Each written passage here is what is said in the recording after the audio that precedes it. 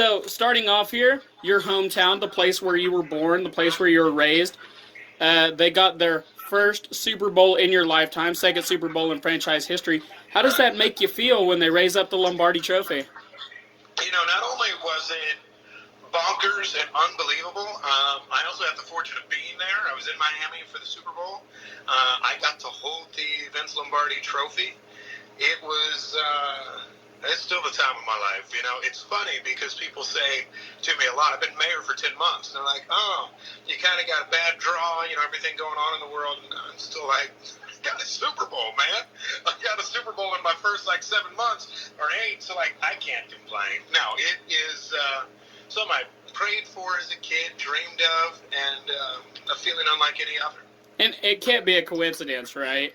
You become mayor, the very next Super Bowl, Chiefs win. That's it. That was my campaign promise. That's I won by 20 points, and I think once I told everybody, look, guaranteed Super Bowl, year 1, they're like, all right, we like this guy. All right. So, speaking of the Super Bowl parade was a massive event with a huge turnout. But all too often, people only consider the result of it and not necessarily what went into it. What was the most rewarding part of the parade after the countless hours of work? There were 2 different parts of the parade experience that were really special. The first of which was when I was still in Miami. We had a call, myself, law enforcement, some parade planners, all that sort of stuff, who did outstanding work, by the way. And there was a question as to, when we were going to do it and all of that. And I remember I was having this moment. I was like, oh, my God, we're planning the Kansas City Chiefs Super Bowl parade. This was before the Super Bowl. And so that was really neat. And the second part, and I'll remember this for the rest of my life because I doubt I'll ever, until we win the next Super Bowl, go out on a crowd like this, that lawn by Union Station, if you saw the rally. Yeah. And I got to face it. And, you're looking at hundreds of thousands of people. And I got to talk for a minute, tried to make it short and sweet. I think I did. Really hasn't been better since. So that was really an amazing moment. All right. So, talking about Union Station, Kansas City has been selected to host the 2023 NFL Draft. How big of an opportunity is this for the city? Huge opportunity for a few different reasons. One, there's one thing about people knowing and seeing that Arrowhead is awesome and this great experience. Sometimes they don't know that Kansas City is a cool city too. And so I think this makes for us this incredibly exciting opportunity to say, look at our city, look at our skyline, look at, frankly, all the investment and the development we've done in Kansas City. And, I hope by then we're all back to going places. But, I think it gives us a chance to really cement Kansas City as a major league city, not just with winning teams, but also kind of the winning ingredients for business, a town, all that stuff. And that leads us very easily into our next question, which is events like the draft draw in a nationwide audience. How important is it for that nationwide audience to see the culture and beauty of a place like Kansas City? I think it's why you do it, right? The reason that we do all of this and have the whole setup at Union Station is not because, you need that whole place to do a draft. You do that in a hotel room. I think the reason that we're out and why the NFL actually does this as an opportunity is we really get to showcase league cities. We really get a chance to say that Kansas City is a big major place. Sometimes when I go to other places, people are like, all right, so what the hell is in Kansas City, pardon my language? And I get the chance to say, well, just take a look. And it's not just, what the players are doing on the field. It's not just, looking at Tyreek Hill break free on a 70-yard, catch and run. It's also getting a chance to say, this is an amazing city. And that's what we'll be able to do in a few years. That's good. And, of course, Las Vegas didn't get to host their draft this year, but they get to host it here in a year or two. And we remember when it was in Tennessee, they had a huge turnout for it. It was an excellent event, so we're hoping for something similar in Kansas City, right? That's absolutely right. That's what we're going to get. We're going to, try to invest as much as we can. The private sector has been good at stepping up on how we do that. I know the public sector, we'll put out our money to make sure it's a perfect event. Absolutely. How would you describe Kansas City to somebody who's unfamiliar with it? That's a good question because I actually went to school went to law school in upstate New York, and I went to college in St. Louis. So when I was in St. Louis, actually, it was like at the end of the greatest show on turf. The Rams were actually still like a useful team. And so I first described Kansas City as a place that had much more much better football, which even then we did, even if those were some lean years for the Chiefs. But then we went to upstate New York, a bunch of Bills fans, Jets, Giants, and they'd say, you're a huge Chiefs fan. And they're like, but why are you so loyal to Kansas City?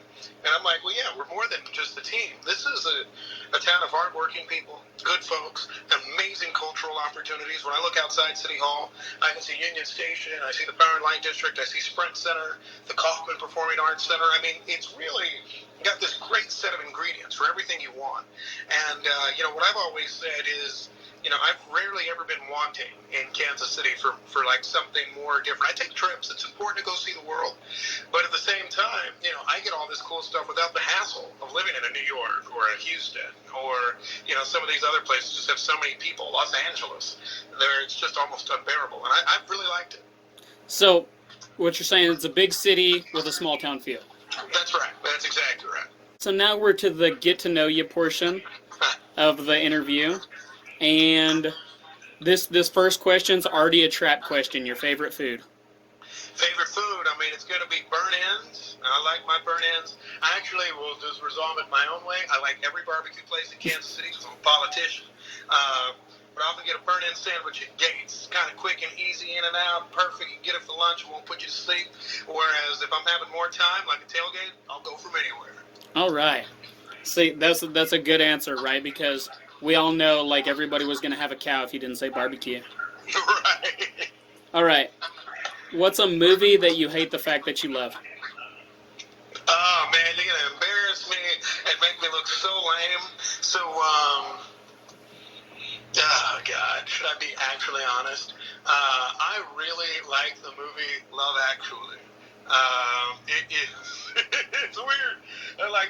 Actually, it relates to the Chiefs, so I started seeing it. I did not see it until a few years back. I went out to a Chiefs San Diego Chargers game. Some buddies of mine and I, it was like the end of the year.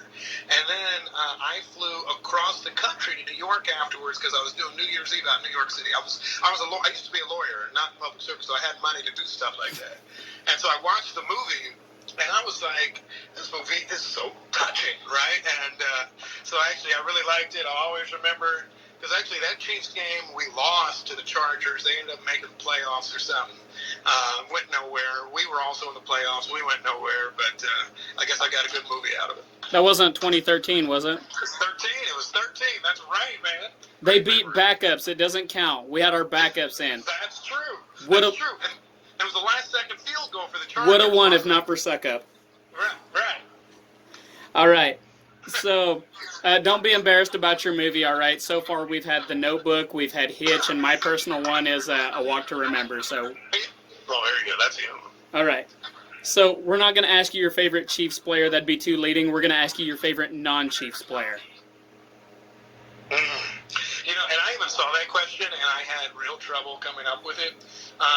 Somebody I always liked, I'm going to go classic first, was Reggie White.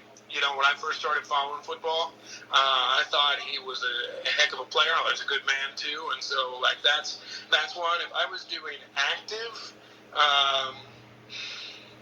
God, that's tough. I'd probably make it no, that's cheating. I'll make it a former Chief. I got to know Alex Smith just a little bit when he was in Kansas City.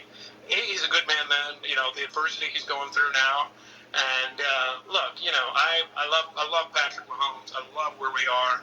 There's part of me, like any other Chiefs fan of recent times, who I want to see the life work out for Alex. And I know he's made a lot of money, but he's a good guy and was there on some teams that just were missing that ingredient. More on the defensive side, and so it's my hope. You can't see it, but I actually have an Alex Smith jersey hanging up right over there. So exactly, he's my guy as well. All right.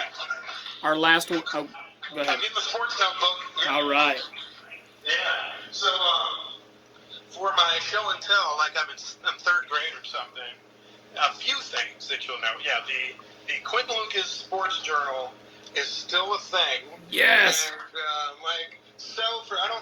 now there are a lot of Chiefs fans who weren't even alive in the 90s. So, I'm starting to feel like the old man. But, oh my God, it's got, so much random stuff. I'm trying to find you just pictures here of, all my notes. I would keep track of the playoffs. This is, for example, that says the 1995 Chiefs season. Wow. And there's, all the final scores. Picture of Kansas City for no reason. I'm really proud of Kansas City, as you could probably tell. And then just, I would write little stories about the Chiefs and sports and all that sort of stuff. So that's me. One other fun fact, I was actually in the USA Today, this week, which is weird because nobody's actually traveling. So, if you're in USA Today when nobody's at a hotel, did anybody really notice? But one thing that was interesting, there's a picture of me during the Chiefs parade. I don't know if you can make it out. Oh, I should have used that one. But anyway, it's weird and special. I'll put that on social media later, but it's pretty cool. So, yeah, all these things. I've been a fan forever. I hope we can win again for Super Bowl. We're on the same page here. I also keep notebooks, all right?